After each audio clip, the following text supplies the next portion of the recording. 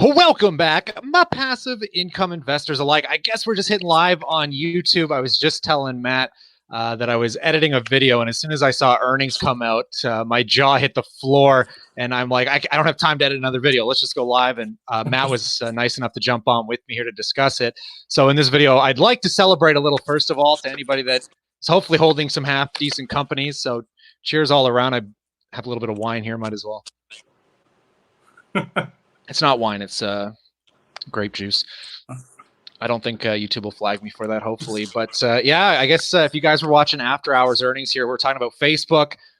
Tesla just slaughtered. We're going to be talking about Microsoft. And Matt, you hold most of those too, don't you? I'm going to pull these up so we can start looking at them. I own QQQ. I don't own a lot of those outright. I do own Google. I have about 5 shares of Google. But other than that, you're the one that has most of the tech stocks for sure.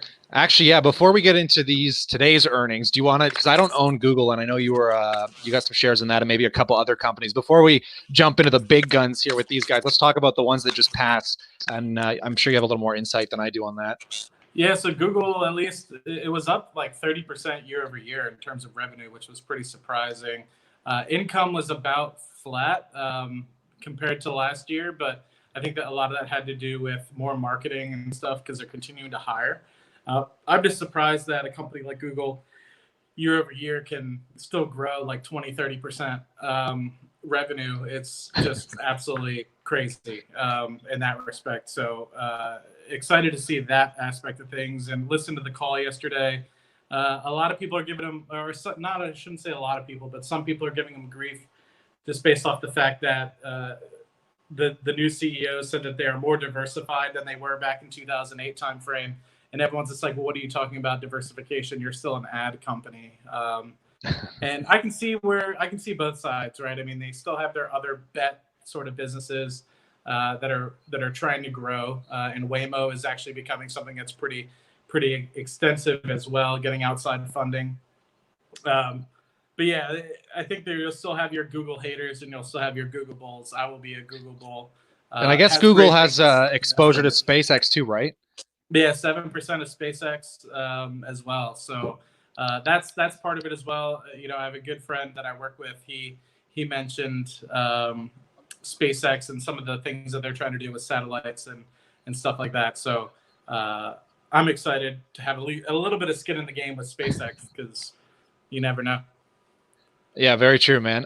So at least we got a few people hopping on. So hi to all the 8 guys on here, especially if we got some people from Ireland.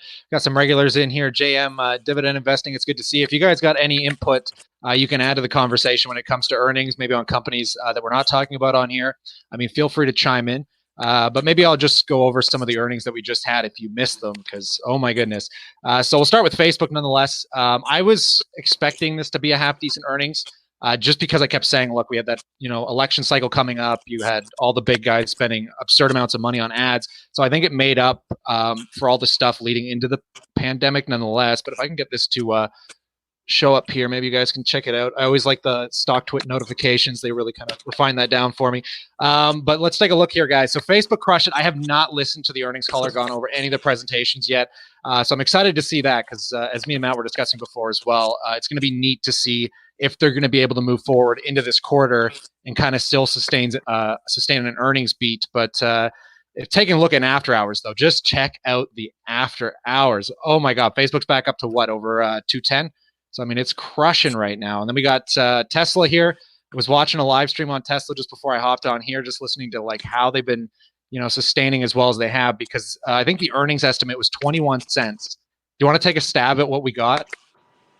Anybody in the comment section, if you haven't heard the earnings, just take a guess.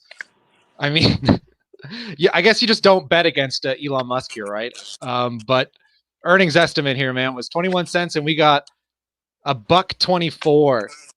So, I mean, that definitely slaughtered what the analysts were expecting, but that seems to be a common occurrence these days with Tesla stock. And then finally, the last big beat we had today, which was obviously Microsoft. And I guess this is primarily related to probably their cloud computing, but they also had a smashing earnings beat. Estimate was $1.27, and they beat with $1.40. So, I mean, anybody holding these top tier companies, it just comes back to the same conclusion that, the little guy gets slaughtered and the the big guys always win at the end of the day. So I really hope some of you guys have these stocks in your portfolios, because like I was saying, I think I'm almost back up to being fairly positive on the year. I mean, I was worried as hell, and we're all getting rich again, guys. No one's complaining anymore. I'm way in the green again. When I wake up tomorrow, I'll probably be starting to hit close to that 150 portfolio, and your portfolio is sitting back into all-time highs too. What are you sitting at? I think so the previous high back in February 18th or 19th, whatever that absolute high was around 418,000. The portfolio at the moment, I'm using my phone to stream. I think last time I checked, it was either 434, 435. It was going back and forth between. So pretty excited. Granted, that does have a decent amount of capital that I've invested over the past month or so, but even still, it's back at all-time highs, which is the important thing for me. So I think that's what probably a lot of people are hoping to be feeling right now. But yeah, it's going to be neat coming up the next couple of days too, guys. We got other earnings coming out tomorrow. I am really pumped for, because we not only got MO coming up, we got GEO Group, and above all, we got Apple. And Apple, I think, is going to be the deciding factor on how flatline we're going to trend here. Because I mean, we've been pretty lucky so far, but if we start seeing some of these other giants start hindering on those earnings, I mean, it could start dragging the entire industry with it. But I don't know. It's Apple. I wouldn't. It's just like Elon Musk. I wouldn't bet against the company. So, but if you guys got any other earnings coming up, let us know in that comment section below. Those are my big three, though. And I was discussing with Matt earlier. I think I got to do it on my Friday portfolio breakdown. But for some reason, GEO paid me 5 times this month. I don't understand why. It all added up when I went through my accounts. So I mean, I think they paid me out what I worked it out to be was 54 cents instead of the 48 it was supposed to be, or whatever. Don't know why. But nonetheless, coming up, guys, it's going to be pretty exciting stuff here. So I'm going to be keeping my ears and eyes open on all of these earnings. And if we can, who knows, maybe we'll crack all-time highs and we'll be back to sailing. All of a sudden, the anxiety's gone. I don't know what else to say about it, man, other than the markets does make a whole lot of sense. I think you were saying that me and you have both been extremely confused through the whole process. Going to be really exciting to see in May when a lot of these REITs start coming out with earnings. I was just making a video that I thought wasn't as exciting as this, so I had to hop on and do the live stream, and I'll finish editing the video later. But it was the big discussion about how the economy is probably going to change fairly substantially coming into the future, considering even when we were on Captain Ryan's, the independent investor live stream, he was saying that he'll probably try and come up with the conclusion that I can do all my work from home, so let's negotiate it so I don't have to waste gas. You guys don't need as much leasing space. So, I mean, if there's big exposure to office or retail right now, I mean, we could be shifting into a world where a lot of people start working from home. So when I'm hearing stuff like that, I know I'm constantly on the fence with where things are going. But after this earnings, I mean, it'll really help gauge out where the economy sits. And I think it's going to make a lot more investors a little bit more comfortable with where the world sits. But I'd love to get your thoughts on it, man.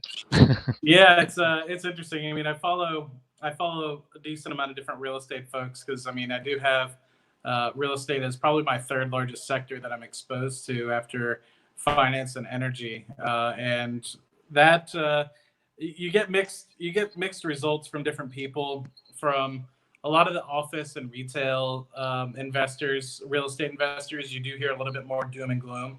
But for more of the multifamily commercial property aspect of things, you hear that it's a little bit better. But I've heard from the multifamily real estate aspect of things, it's anywhere between 70 to 95% rents have been paid in April timeframe. But I've heard like retail and basically everything but supermarkets is like 50% if you're lucky. So if things don't change in the short term, then I think it'll be pretty difficult.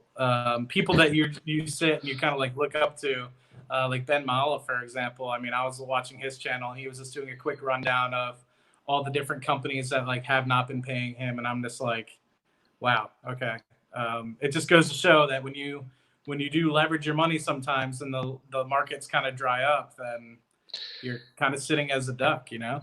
Yeah, it's crazy too with how tight real estate has been getting when you look at the numbers. If you're buying individual real estate, that is, I mean, here in Canada especially, and I'm sure a lot of people in the U.S. were starting to find those margins on the cash return after you pay down all the debts and the mortgage, whatever, has been really getting tight.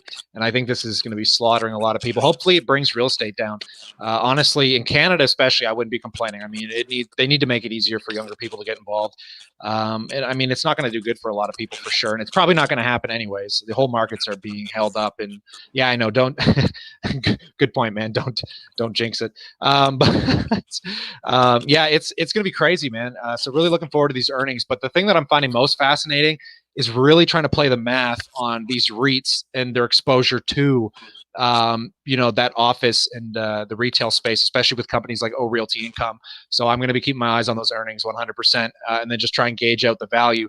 Because I mean, they dropped immensely, like 50, 60, whatever percent on some of them, but the retail exposure was probably only something like, if we're talking about malls like with RioCan and Realty Income, they're fairly limited to the extent of their tenants, right? Being places like Costco, Walmart, Shoppers Drug Mart, and they're still paying. But I mean, I think when I last looked up RioCan, it was something like a 15 to 20% discrepancy rating. It's been going up, and they've been running into further issues. But how much of that can you calculate against the stock price to where it's dropped? Because I could easily see these stocks going up. They're already up, I think, like 30% from the bottom. But I mean, they could easily go back up. I think at least another 20 or 30%. I don't think we'll hit all-time highs again, because there is going to be damage with them taking on those revolving credit lines. But at the same time, I'm like, there's no way you could value them as cheap as they were. Mind you, again, today, those values are if you weren't investing before, man, I like I said, it's tough to make investments when you look at this kind of stock market going back a month ago. But at the same time, this is the whole point of continually cost averaging. Like I know I keep saying how hesitant I am talking about the line of credit and all this stuff, but at the same time, like I will always be buying stocks for this damn reason. Like you just don't know what's going to happen. If I'm taking on a lot of risk, I want to know it with a little more degree of certainty. But with my own portfolio, man, you got to be throwing something in at least month over month, if not in this situation week over week. And I know a lot of people here have, especially in our chat group, right? Like people have been really, and you especially too, right? Like how much did you manage to get into the market before it came back? I'd say over the past month and a half, it's been about 50,000. Yeah, so I mean, you've been crushing. I've definitely, I think I managed to get not as much as I would have liked, but between the dividends and the cash I put in, maybe a couple thousand, few thousand at most. But I've been more fortunate to be able to invest for family, friends, girlfriend, and like now I'm excited to look at their portfolios tomorrow because they're holding some of these companies, so it'll be really exciting for them as first-time investors. Not that people usually get that lucky, and I had a good sit down with them, reminding them that, look, I don't know what way this goes, but you're going to have to look away for a year, and there is still a good chance that this market doesn't, foresee another downturn. But again, we can still celebrate, man. Nothing wrong with celebrating. All my dividends are still getting paid, and not complaining. Well, I mean, in my opinion, it just goes to show you, and if the market can look this good as it does now, even in the turmoil and volatility that we're seeing in the market at the moment, from an external economic standpoint, then who's to say when things actually do turn around and do get better, 6 months to a year from now, that it's not going to go back to all-time highs in the S&P, the NASDAQ, the Dow Jones. I mean, one, there's that aspect of things of the confidence in the equities in the United States as well as in Canada. But also there's a big aspect of that they're pumping the market up anyway with extra money. So there's two kind of factors at play. There's the inflation aspect of things, and there's also the actual security and confidence aspect of things. So my opinion is, a lot of people are probably like, well, it's going to go back down, so I'll just wait. I can understand where they're coming from, but I'm more of a person that's just, gonna keep my financial house in order and invest 50 to 60% of my income as it comes in, regardless of whether or not market's up or down. Am I going to be buying more? And probably going to be a little bit cash heavy in the higher times, of course. But I think that's good advice too. Is just because when the markets kind of dip back down, I'm going to be taking some of that excess cash and investing it where I see there's value. I think a lot of people were just waiting on the sidelines, like waiting for a 60, 70% decline. And it's like, you can't wait all in one. I mean, sometimes you have to say, wow, we're 40% down. that's a 40% haircut from a lot of these quality companies. Think of like Clorox, Johnson and Johnson. A lot of these companies like didn't skip a beat. 3M, yeah, some of their businesses, are down, but some of their businesses are obviously offset. It's doing good though. It'll be fine. So I mean, I think you just have to take it for what it's worth. And I think what a lot of people are doing is they're guessing, just like, and I try to take the guessing game out of it, right? I mean, part of me is just like, well, I can't predict if it's going to go up or down tomorrow, so I need to invest when I see the prices that they are. So. Yeah, it's. I think that you really hit the nail on the head too, with just being a little bit more cautious in these times too. I mean, like I said, my whole share rebuybacks are on, but I'm definitely stacking cash, being a little bit more cautious with it until I see some better deals. Again, I'm still focusing on those areas that are down, and I'm hoping that we start to see some more sell off. But I mean, over optimism, you don't know how far it goes, right? But it's just weird how disconnected the financial economy is against the regular economy. And I know we could go down the conspiracy route if you want to touch base on that. We were talking before we went live here about some of the conspiracies within the market, and just. And I'll let Matt extrapolate some of his stuff, and I can give you guys some of the opinions on some stuff that I heard that I found really interesting. We'll go down the conspiracy route just a little bit here, but I usually don't do this stuff because I said it's too controversial for my opinions. I like concrete facts on paper that I can understand. But I was watching a guy that was in the army back in the day, and he kind of pays attention to how like certain economic things work. And he was saying he found it extremely unusual that after this big tariff war that just happened in this competition with China and the States, that they finally got that agreement done in January. And they knew this virus was happening, but at the same time, if in the clause that they signed, it said that acts of God can, be over the contract, and it could, default the contract. And in that exact thing of act of God, does it include weather, all kinds of stuff? But definitely in there, it said pandemic. And they just said there's so much irony behind how all of this ended up happening. And they're just, it's really confusing too on how it's going to affect China, because I felt like this would skew China in the worst light. And it's not going to do good for the economy overall, which leads me to think that they didn't probably want this to happen. Just considering too, now that we're moving more toward automation, China is really fighting to automation to still compete for that cheap factor. But now that we know automation is probably going to be the future, I mean, most of these companies are considered moving most of these factories from China. So, I mean, I don't know if any conspiracies I've heard, I don't think make a difference for China, but you were on a little bit of a different spectrum. you were kind of going on with the Illuminati aspect, or the upper people in control of the markets, right? Yeah, I don't know if I want to touch it. Yeah, I wouldn't touch it. I don't. I'm not the Joe Rogan fan there. I know Joe Rogan used to be a huge conspiracy dude, but I've always had issues with it as well. Like I'm not gonna screw around with that. If you want to go with the conspiracy stuff, I mean, look at the flat earther that built his own rocket and see how that turned out for him. He's no longer with us. As irony prevails. But nonetheless, if you guys have any open questions at this point, maybe what we'll do is we'll just touch base on some of the individual stocks. So if you guys have questions on individual stocks right now, I've noticed some people have been chiming in here. Long-term view on MO, that Altria group. Short-term right now, it's not too good for them just because of the write-downs. It's the same problem Constellation Brands has. Incredible cash flows, incredible company, but everything they touch lately seems to go up in smoke, per se. So, I mean, they're dealing with that Juul write-down, which I don't think is going to be a complete write-off for them. I think they just did it for the sake of saving themselves any taxes moving forward for the last year there. But same with Constellation. They're having the same problem on the MJ side of the sector when we're talking about companies like Canopy with Constellation, and then MO has Cron, and they're kind of running into the same issues, right? Like the MJ sector just got slaughtered through this continuing problems that they've been having. So, I mean, but in the long view, I still think Altria, the way I look at Altria is the same way I look at gold. I mean, it's one of the few products that have a historical record that, goes so far beyond thousands of years that it just seems almost a staple to society. At some point, I could see people shifting, but I mean, do you see alcohol sales slowing down? No. And like we discussed before, people probably drinking more, smoking more, even though they're told not to try and build up the immune system. But it's just the way it is, man. People get stressed. People get paranoid. You want that break still. It's like going to Starbucks or whatever you do to relax. You're not doing it. So you're itched. And if you have an addiction, I mean, you're going to itch more toward that addiction, right? So, I mean, good light, bad light. I still think MO is going to report those good earnings tomorrow. So I'll be keeping my ears open, but long term, I love it. It's one of my biggest holdings, man. I got $10,000, $12,000 position in that stock. It's dividends come out tomorrow too, don't they?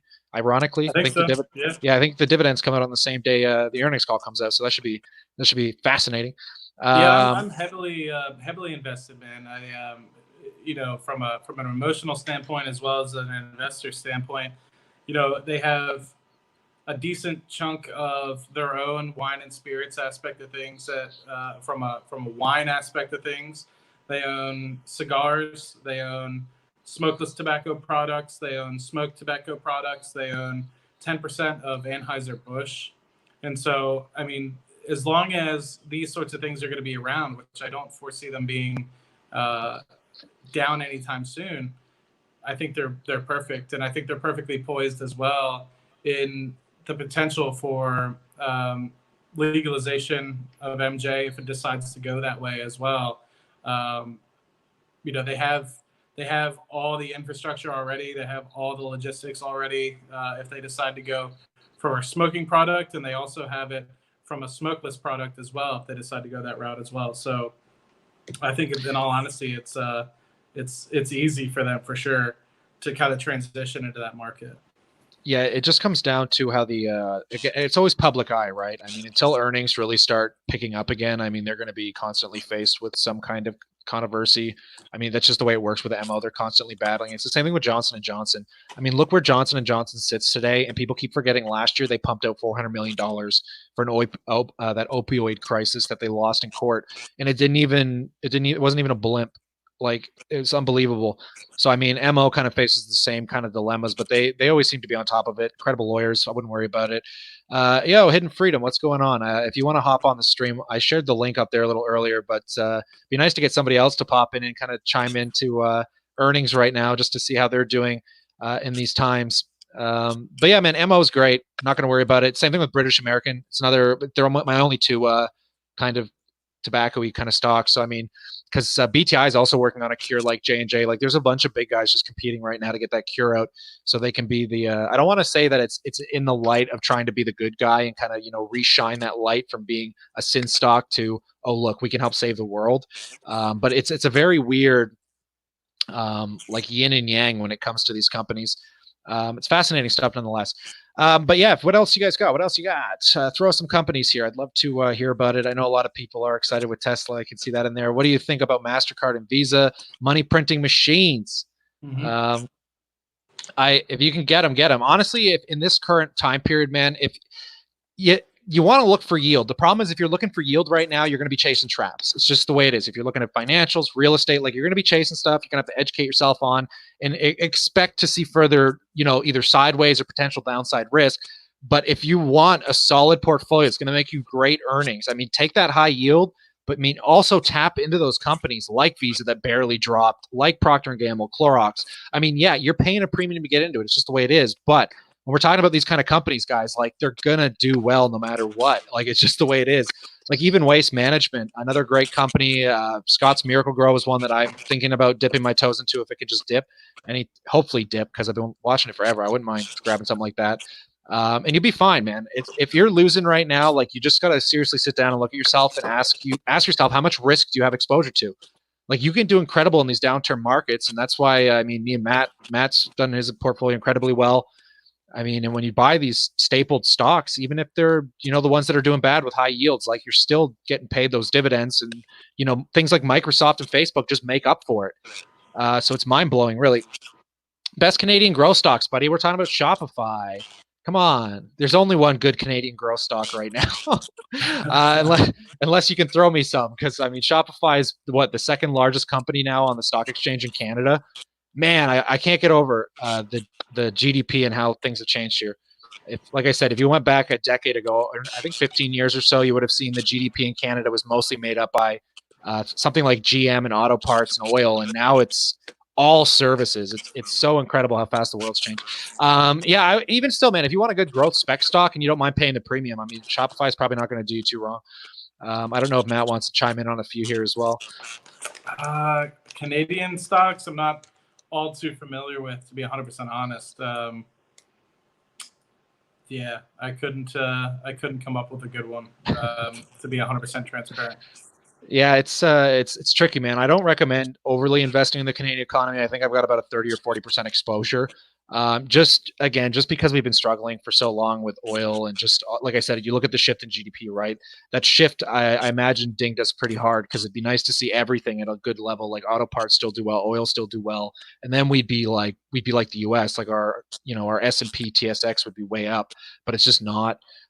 So I'd be careful with it. If you want the dividends, great stocks. I applaud Canada for the rewarding dividend stocks we have, but I wouldn't come here for growth unless you want to take on the risk of something like a Canopy Growth Corp or Shopify, because you're going to have to be a little more careful here, guys. I think we got a few other questions. I just passed one here. Maybe I'll touch base on this real quick too. One of you were saying, Freedom Finance, a longtime follower. I salute you, sir. Why were you so worried about the $2,000? Because I'm in a gray area, man. I don't want the government coming after me to ask for that $2,000 back. And like, if you look at the stipulations and the rules, I am dead on the gray area. And again, I'm a guy that just doesn't want to have to worry about it. Like, I like showing the government what I have, and I like them knowing what I have, and then I don't have to worry about it. It doesn't bother me as much. But at the same time, I don't. I just don't want to have to deal with it. I don't know. Maybe I'm a more of an honest dude than most people are, but like, but at the same time, I'm going to be careful. It's the government. Don't screw the CRA, guys. I mean, if you want to be one of those idiots that are just like, oh, easy money, click, and then like you made over $1,000 over that 1 month period, like they have a real good chance of coming after you. So it's just like, yeah, you might need it, but I don't want to have to justify it. I couldn't imagine the government being like, pay us back, and then what do I have to do? Get a lawyer? Actually fight it? How does that work? I don't know. So I don't want to find out. Don't blame me for being a little cautious, Hey, Matt, I don't think, did you get your government check? Because I think it was going out to everybody in the U.S., wasn't it? In Canada, it was a little bit more selective. I unfortunately, hold on, someone's asked me a question. Are they watching the stream at least? On my stream, I have it set up so people can hopefully come over to here, but they don't understand what live on Passive Income Investors channel means. So I've had to say it a couple times. So I apologize that it's not completely transparent. But for me, no, unfortunately, I make a little bit more than is allowed for what the stimulus checks were going to. So I think anyone over 99 or so thousand US in 2018 didn't get a check. So yeah, unfortunately, that's not me. I don't think you'd be complaining. It's only a $1,200 check, isn't it?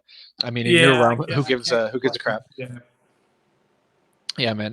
But yeah, in Canada here, it's a little bit different, and it's getting really worrisome too, because we've been running into a big issue where people that are on frontline work are terrified of what's going on, and they don't want to put themselves at risk. So what they've done is they quit their job, and then they would sign up to try and get this relief plan, which also isn't applied for those people. You can only take that income if you lost your job related to the virus. But that became the huge deal with these people working in these elderly homes, right? Because all these people were like watching, 30% of these people that they're caring for just drop like flies, and it terrified them. So they just up and left, and they decided to take the government check. So now we see the government implementing new plans to raise the income by like $3 or $4 for these frontline workers, and I don't think they have much of a choice. I think they really it's tricky, man. I'm not blaming them for anything. The government's doing what they can, and I think they're doing the best they can. And luckily, here in Canada, things are more calm than they are in the U.S. We have had a few little rallies and people arguing about it in the town hall, but at the same time, like at least our politicians aren't arguing with the individual provinces. The leaders there. So unlike in the US, it seems like a bit of a shit show. In Canada, people are like, we'll let each province deal with it. Let's just one step at a time here, guys. Here's more money. If you need money, take it. It's free money. Help yourselves. So Douglas Brown asked a really good question. He said, do you guys have any books or sources on how to analyze individual stocks? And I guess one of the key things is, I'll kind of touch on it briefly, and then I know Kyle has a follow-up answer to this as well. But I think first and foremost, if you're getting started in the stock market, you need to understand what your investing style is. It might not necessarily mesh with what Kyle and I are doing or what I do. I differ slightly from Kyle, but I think we both follow a generally similar path of investing. But dividend investing might not be for you. Maybe you want to do more swing trading, or maybe you want to do more day trading. I'm not going to sit here and tell you the benefits of each individual one. But I think you need to sit down, understand what your time horizon is, your risk tolerance is, how actively or passively you want to be in the market, and deciding how often you want to be investing. And also, how often are you going to be investing as well? Are you going to be contributing once a month? Are you going to be contributing once a year? Those are all I'm things gonna that are share a definitely link. okay. Sorry to interrupt. I'm just gonna share the link in here because we run. I'm still working on the site. It's called passiveincomeeducator.com. If you're looking for analytical tools and ways to better analyze stocks, me and Matt kind of chime in and we break down an entire balance sheet. It's like a $5 course. We don't sell like $100 courses. We kind of break everything down so you guys can pick and choose what you want to learn. Maybe I'll see if I can open it up and share the link real quick with everybody if they're interested. But yeah, when it comes to analyzing, man, it's just you're gonna have to spend time getting used to what fundamentals you look at. I don't know if you wanted to touch on anything else real quick, Matt. Sorry to interrupt you, and then I'll kind No, of get no, into that's the tips. perfect. I was eventually going to lead that way as well.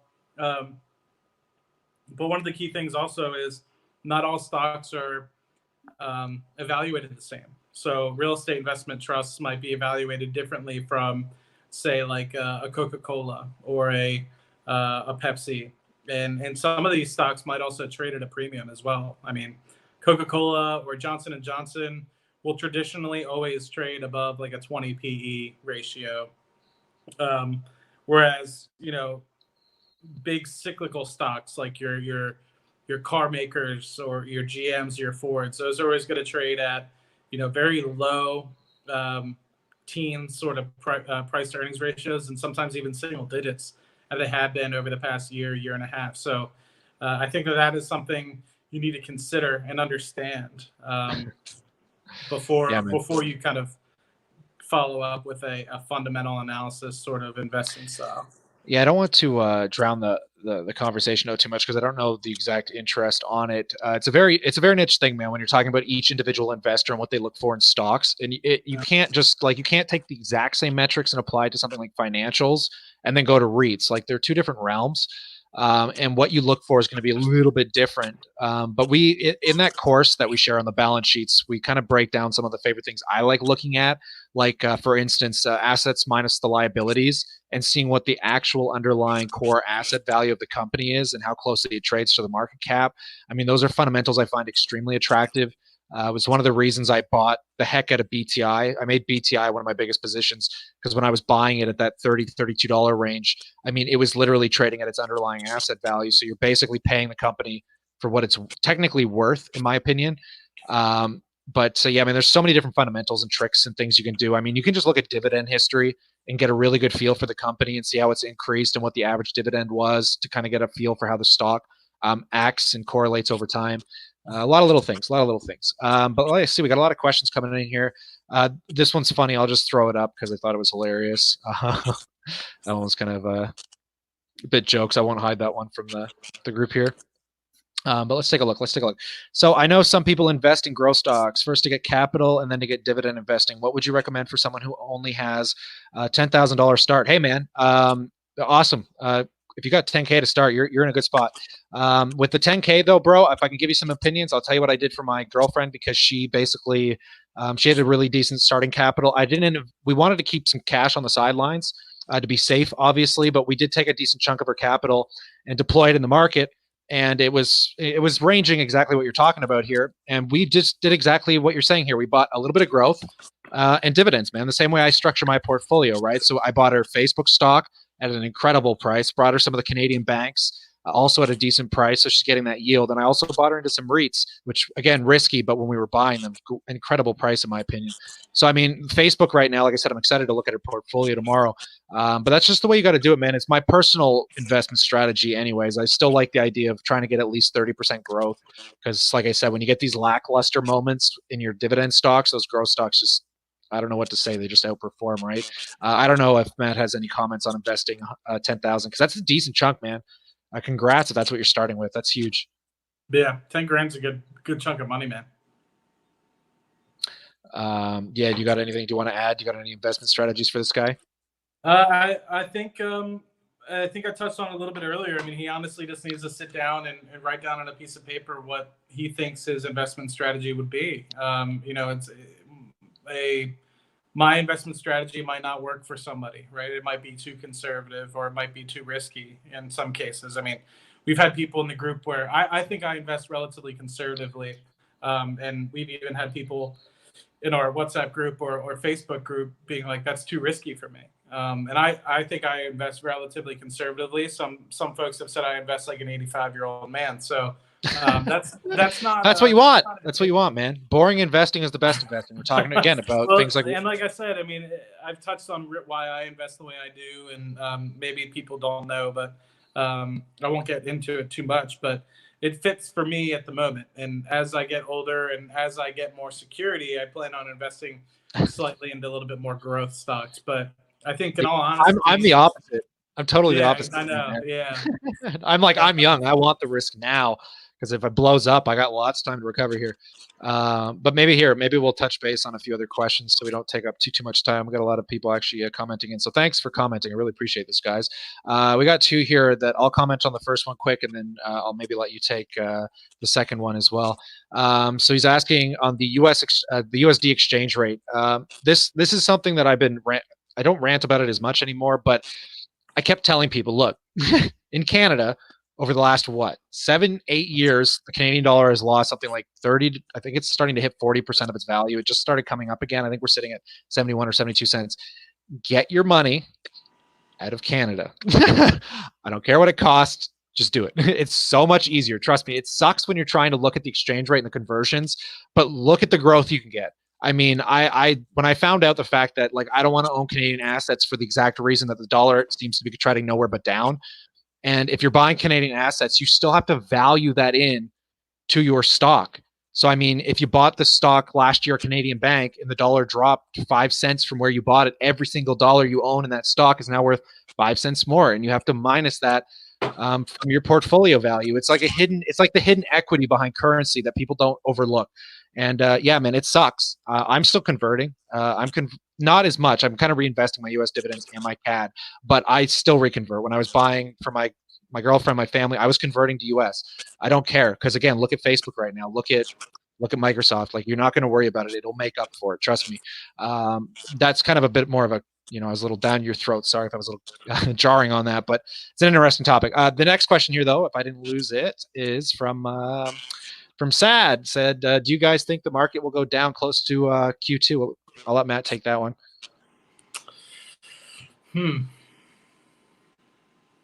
Normally, I would say yes. Yeah, but I honestly don't know what's going on in the markets at the moment. I mean, I think it's baffling and puzzling all of us. I mean, I definitely think that there will be some pullback. I mean, will it be back down to 40% of all-time highs again? I don't know. But at this point, we're probably close to within 10% of all-time highs again. Maybe we're at 11, 12% down from all-time highs, but I don't know. The market's being extremely This is irrational. the hardest thing to gauge. I think this is one of the hardest markets I've ever had to gauge out ever. Like, I mean, then again, go back to the 08 financial crisis, right? Like there wasn't good news coming out and the market started rallying back. It's just that things are happening so much faster. You don't have time to digest it at all. So it's a little bit terrifying on that aspect of it, but I'm happy because I'm like you, like I'm invested. So I feel like I so long as I have the money in the market, like whether I was buying it a year ago or 3 years ago, just to have that, whether I'm investing or not, like at least you're getting the exposure to the downside too, obviously. But I mean, when it's this irrational, at least you have it to the upside as well. Trying to see what else we got for questions in here. Preferably tax advantage for REITs. Yeah, so this guy's commenting on the question that we had. Did I pass it here? Yeah, right here. Do you recommend REITs and tax advantage accounts versus taxable accounts? Yeah, 100%. Because obviously, I mean, you get free money, and dividends pay the most out of REITs, or REITs pay the most dividends. So definitely want to get that in that tax advantage accounts. If Apple beats, what do we got going on here? If Apple beats earnings, Hale and rally will be insane. Yeah, I don't, man. Apple's probably going to be the most interesting earnings we got coming up. Considering their stores are closed, it's definitely like it's a physical product that they have to get rid of. So I mean, it's can the big boys survive, man, with the cash they have on the books? We know they can, but I mean, do people see optimism in that? Do the people see optimism in that bank account? Because that's going to be the only thing holding Apple up, I think, on this earnings. But who knows? It's Apple. I mean, I wouldn't bet against them.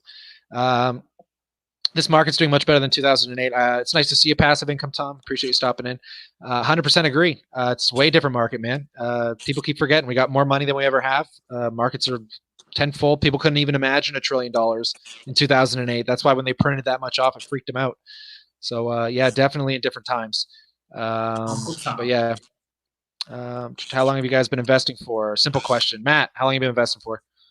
Since I first started getting enough money to start investing back in 2012, but I'd say I've been seriously investing, looking at it all the time, as probably early 2014 is when I started receiving my first dividend checks. So yeah, that's been a big conversation in the chat group, in our private chat group there, with a lot of people just getting into investing, learning about dividend investing, and they were just saying that, like, I don't think they realize that, because they think you need a lot of money, right? Like they think you need, oh, I need 50 grand to be making any real dividends.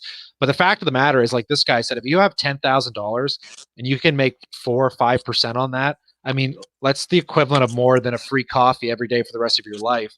And I mean, you should try and think about dividend investing in that aspect of, how those, again, large chunks of money in perspective to depending on your net worth. Because I mean, 5, 10 grand isn't easy to come up with, but at the same correlation, the fact that you can get a sustainable income that's completely passive that can pay for X bill. And again, even if it's a free coffee every day for life. I mean, imagine you got a call you called into a radio station, you won, you guessed the song and you won. And Tim Hortons or Dunkin' Donuts was like, you get free coffee every day for the next year of your life.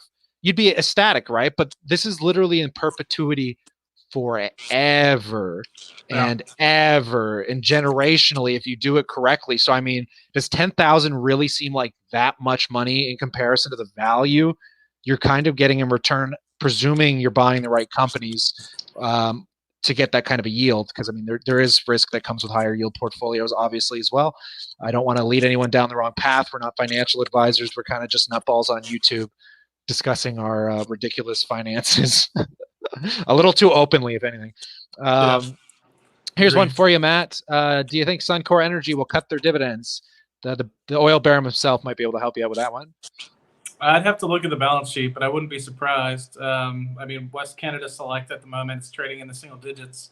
And I know, I don't want to get into too much specifics, but I know a company that some people may or may not work for that has some operations in Canada, and they're actually shut in at the moment for the reason being that they can't make any money off of it. So I wouldn't be surprised. I honestly would just look at the due diligence and look at the liabilities and the interest payments that Suncor has to pay, and see what their liquidity looks like. How much cash do they have on hand? How long do you think they can actually last for without getting any sort of income in at the moment? So that's what I would kind of look at.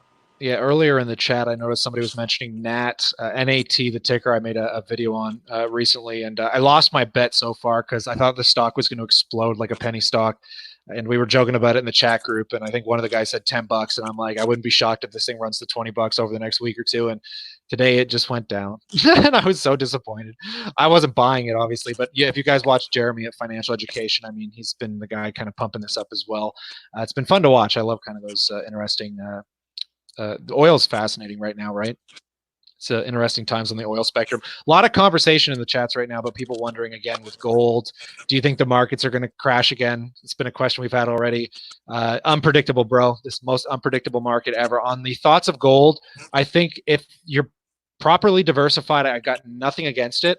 I do not like it as an asset class. I'm 100% cash flow investor. Actually, me and Matt were discussing last night that if you have cash flow, equity naturally follows. Whether you're running a business on your own, investing in the stock market, it doesn't matter what you're doing. Like, you'll naturally get rich if you have a sustainable cash flow. But gold is just like Tesla stock. It's like Facebook stock. You have to understand it's a speculative play. Like, you're presuming in the future someone's going to pay more for it than they are today, right? So it's just it's a spec. Nothing wrong with it. If you like it as an asset class, maybe throw 5 or 10% of your portfolio at it. But from my personal standpoint, I do not like it. It's just kind of like Bitcoin to me. I want cash flow, and I'm getting cash flow. I mean, you're making an insanely decent cash flow. I've got, a huge, our cash flows have been probably doing better than they ever been, considering, all the websites we're starting, et cetera, et cetera. But I just see more value in that. What do you think? Do you got any comments on gold? I have the same viewpoint of Warren Buffett. I like things that pay me. So, I generally try to stay away from things that I think are somewhat volatile. And gold, in my opinion, doesn't pay.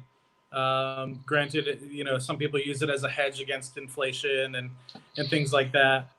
I can understand that. And I agree with you. I don't think if you have 5-10% of it in your portfolio, it's a big deal. But I do know people that the only thing they invest in is precious metals, and I personally would warn against that. That being said, if you're in a different situation and you're extremely wealthy already, let's say you have billions of dollars and you don't want to lose a lot of money, gold might be something for you, because gold, that can be a pretty good holder of wealth over time. But if you're looking to build wealth, I don't think gold is really the way to do it.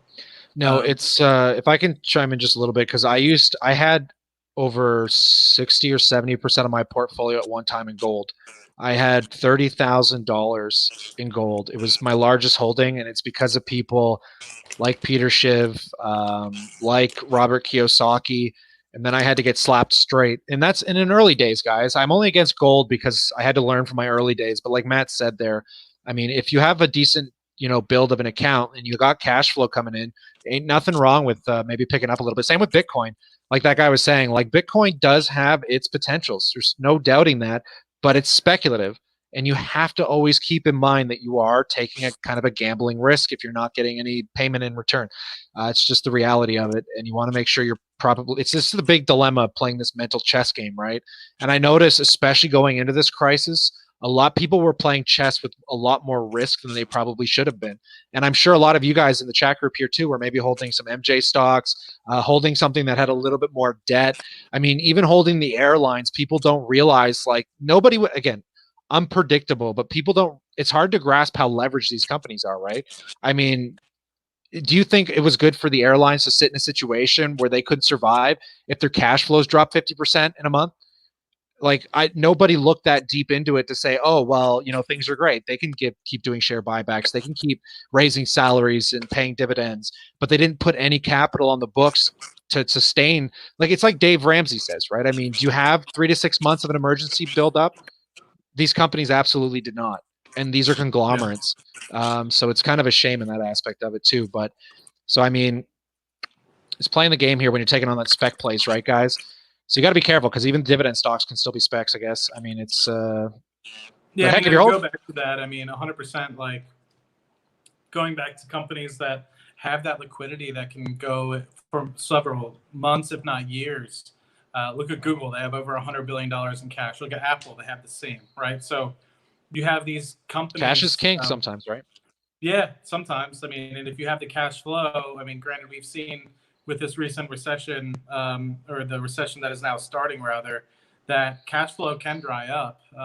And so sometimes cash can be a good thing to have on hand. But I think it's just a good opportunity for people to understand what they're investing in and looking at the risks associated with each one, understanding balance sheets. I think some of these things are the most key and fundamental things that people dive both feet into the pool investing, thinking, oh, this can never stop going up. But when the music stops, like it did in February, March timeframe in Western Europe and the United States, it really showed, who was over leveraged for sure. In the private markets as well as the public markets. It's like Warren Buffett says, right? When the tide goes out, you get to see who's skinny dipping.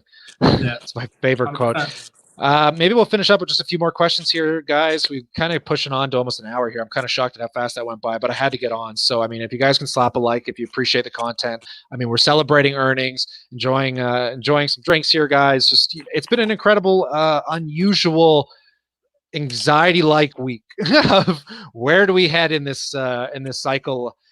the economy, my friends. It's a fascinating journey that we're all going through here. But I guess what did I throw up here? Well, gold. That's not the comment I wanted to throw up. I'm sorry. This was the comment I wanted to throw up. Appreciate the comment there, G host, but this is the one that I wanted Matt to answer, because I might as well hit the drama just a little bit if you want to touch base on your Cardone holdings and the endless crap you the shit you're shit disturber. Let's be real.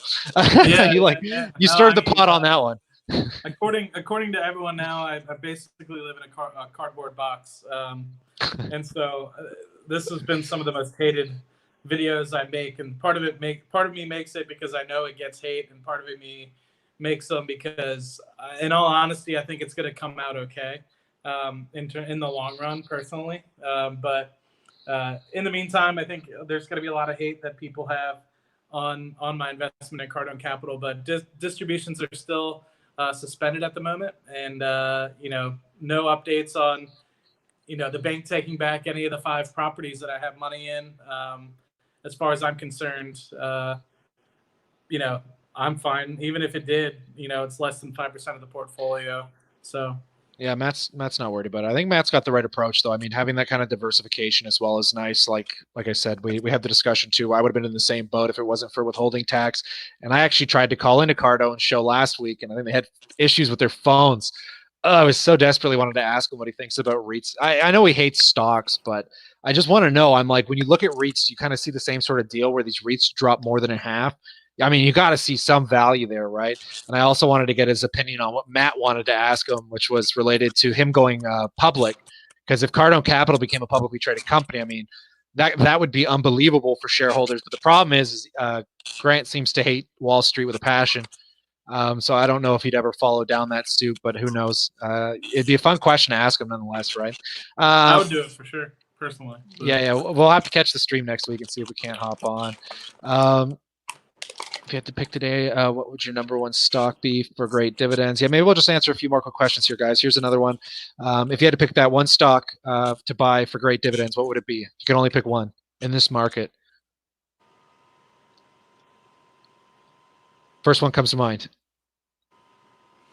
I don't know.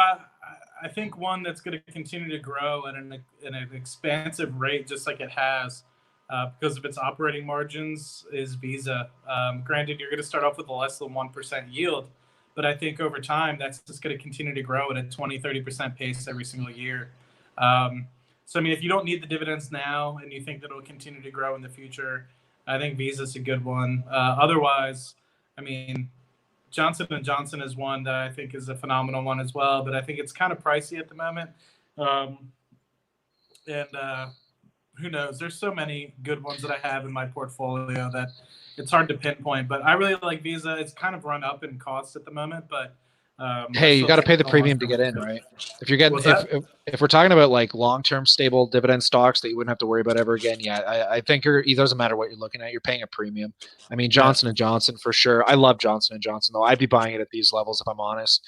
I'm pretty decently exposed to it. Same with Wells Fargo. Big bank, it's definitely getting hit hard. I don't know if I'd over leverage into it, but if you wanted to add it to your banks, I mean, I don't think you're going to do any wrong. I'm probably going to continue buying it. Yeah, 3M, All Good's got a good one there. They've got some 3M going on.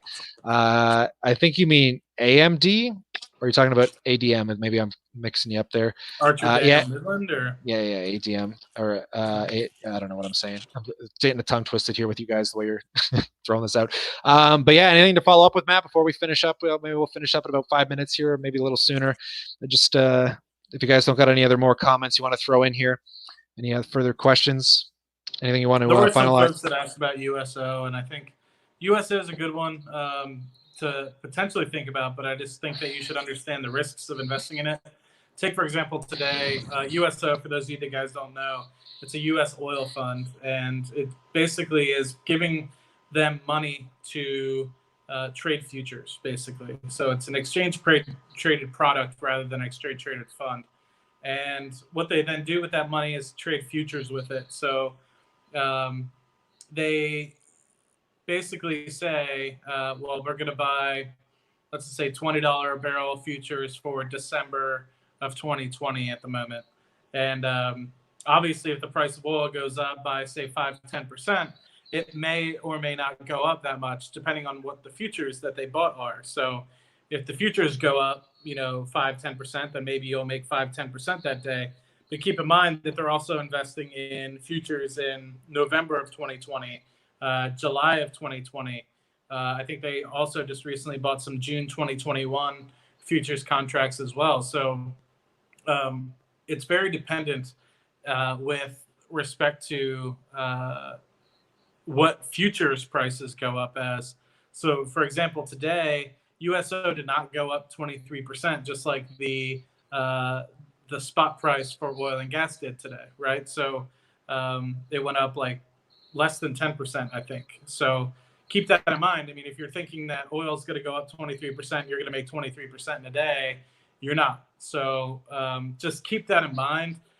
I think that USO, if you're going to be holding it for the long term, might be something pretty decent that you can invest in. I don't think we're going to go too much lower from here, but also keep in mind that oil can change rather quickly. And just like at the end of what happened in May contracts, so the end of April, when May contracts were kind of getting fulfilled, prices went negative because of funds like USO having these May contracts basically being like, well, we can't take physical storage. We're a financial institution.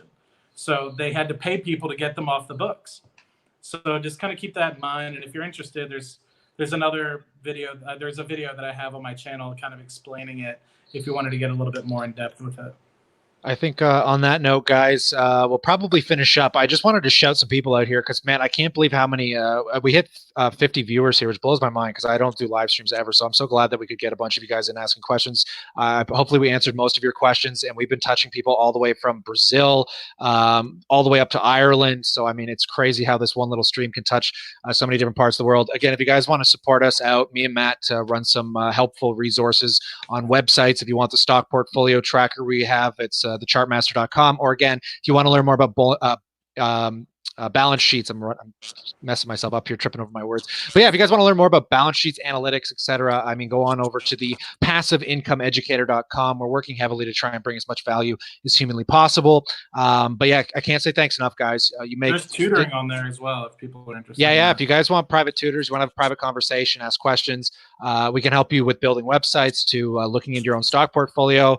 Lots of fun stuff to check out here. But other than that, yeah, I can't say thanks enough, guys. You make quarantining so much better, and I can't get over the love and respect that I have for this community. You guys make it all possible. So yeah, slap a like if you appreciate the live stream.